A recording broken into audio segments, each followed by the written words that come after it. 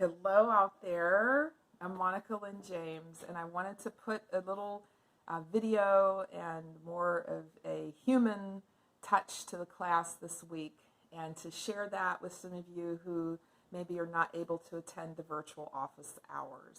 I wish I could hologram myself or to reach all of you. It's tough. We're all at different times and different schedules, and it's just a tough time.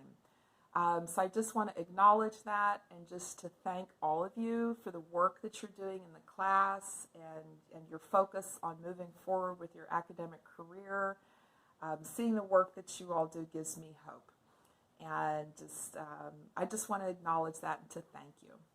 And also to help give you just a description of where we're going the next 2 weeks, what we're working on, and what my main goals are, and what my expectations are. So this module is all about landscape, and it's one of my favorite subjects, and it can be very challenging. It's often a subject that I choose when I want to challenge myself as I draw a tree. At first it sounds great, but there's a lot of leaves and there's a lot of details, and it can be very challenging. But I love landscape, and there's a lot of interesting content in your module. I used to teach drawing as a year-long class, and so I have a lot of content. So in that module, there's more content than you need, but it's designed that way so that whatever direction you choose to go in, there's content for you. And also for my advanced students, there is some content there to help you take this to the advanced level. No matter what direction you go in, I have like 3 main goals. The main goal is to take that charcoal, and this is charcoal all day long. We're shading with charcoal, and we learned how to create the illusion of form, and to create a gradient, make a value scale, and use that value scale on a sphere, on a cube, to make it look 3D. So that's the illusion of form. The goal now is to create the illusion of depth, the illusion of space. And landscape is a great way to do that. So as you are thinking, as you are taking pictures or what landscape, always think about that goal. Keep the goal in mind to illustrate space, to illustrate depth. So that's first goal. Second goal is that you are generating your own subject. As we're learning, we tend to copy. And with the internet now, we tend to copy a lot of things on Google Images. And that's okay as a student, but as we are moving up, we're now at a college level, we're heading either towards the career level, we have to start understanding copyright law and how to generate our own reference images. Designers do this, architects do this, all kinds of things. I had a friend, she used to teach photography, and she would teach how to photograph food, like for a restaurant or a website or a menu. So how you create a menu, how you photograph food. And as an artist, if I'm drawing and I'm doing figure drawing, I don't just want to Google an image.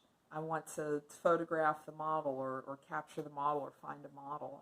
How do you do that? How do you make your own reference images? And of course, understanding why it's important not to copy references that you see on the internet. And the main thing is that we've lost connection with that human touch. They're on the internet, they're on the computer screen. You forget the human being on the other side of that screen. So that image was generated by another artist, by another photographer, by another artist, by another animator. And if you're copying, you're not creating. So real creative problem solving, and art is creative problem solving. How do I illustrate depth? That's a problem. How you solve that problem should come from you, from here and from here. The heart, too. Creativity involves feeling and emotion, too. So you want to generate your own solutions. You want to be your own generator, be your own creator. okay? So that's a good thing to process to start. So that's the second goal. The last goal is I want to share with you this amazing technique using the grid. I used to work on murals. The last one I did was on a ceiling, and it really hurt. Painting ceilings are hard. Your arm is up. My shoulder was really sore. Kind of hurt myself a little bit. It was a 50-foot ceiling.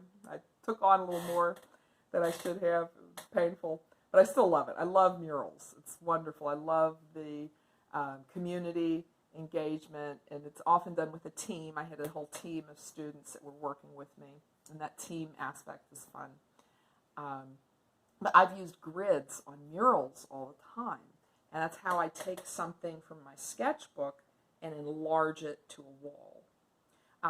Grids are also great for accuracy, and just like drawing upside down that we did in the first week, it's an amazing tool that immediately increases your accuracy.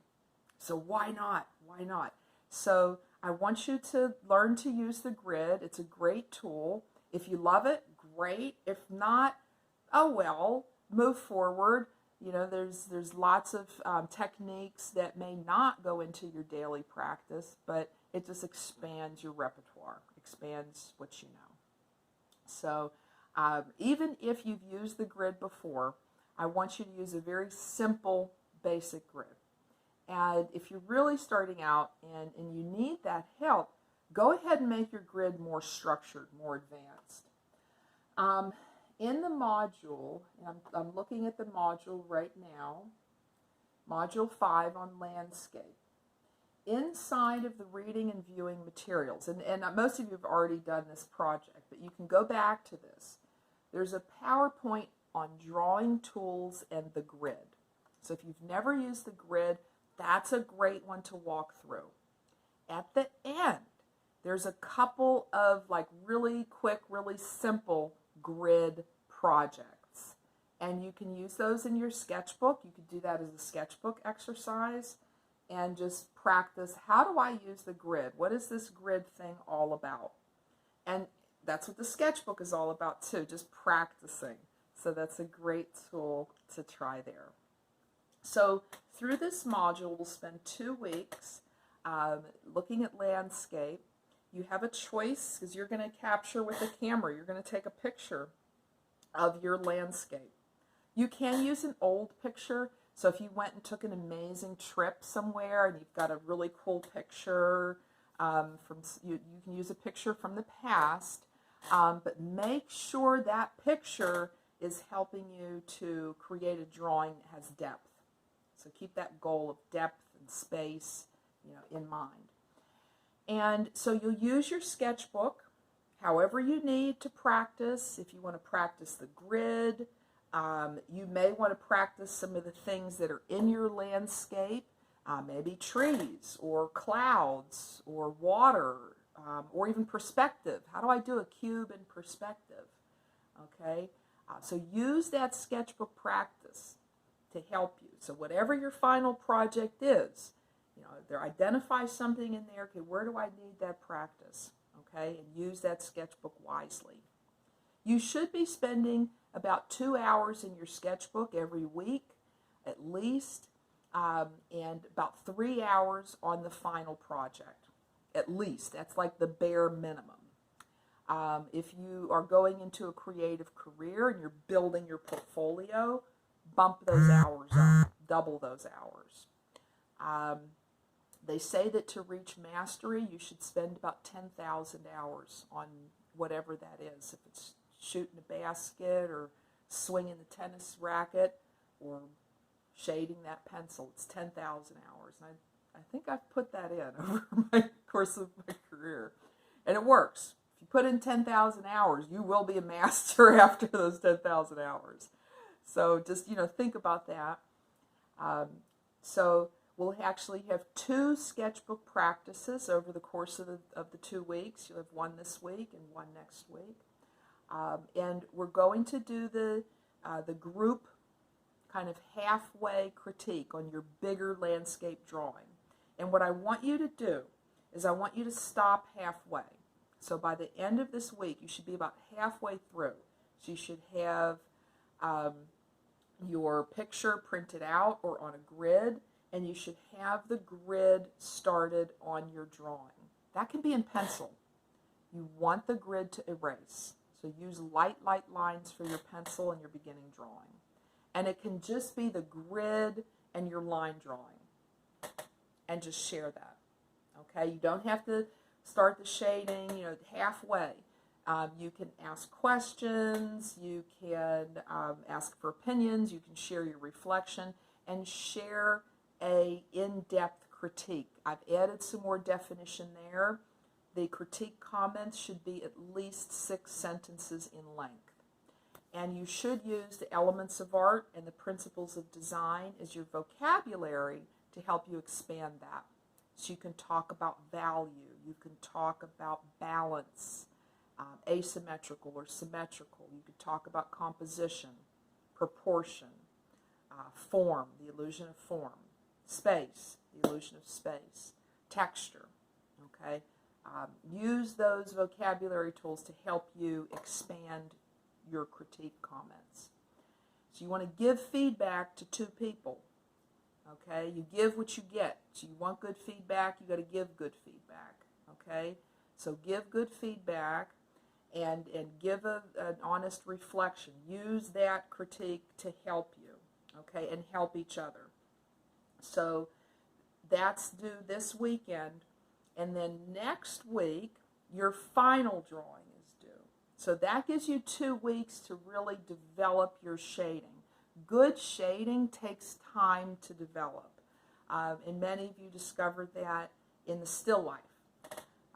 So, really set some time aside, maybe 2 or 3 times a week to sit down and just work on developing that shading, okay? And have fun with it. Make it, as you're picking out what you're going to create, make it fun for yourself. Maybe it's an excuse to take a little trip and take some cool pictures, or go for a walk in the park, or even in your own backyard. Get out and garden. It might be in your garden, or a beautiful tree that's in your neighborhood, or some cool architecture that's just in your neighborhood, or even your home. So have fun with it, and take good care of yourselves and take good care of each other. And I look forward to seeing your work. And if you need help, I'm only an email away. Just send me an email and we can set up a time to meet. And I'm more than happy to help you how to. I love technical questions and even ideas, coming up with ideas. So if you get stuck, just let me know. I'm here to help you along the way. Okay. Thank you so much, and take good care. Bye-bye.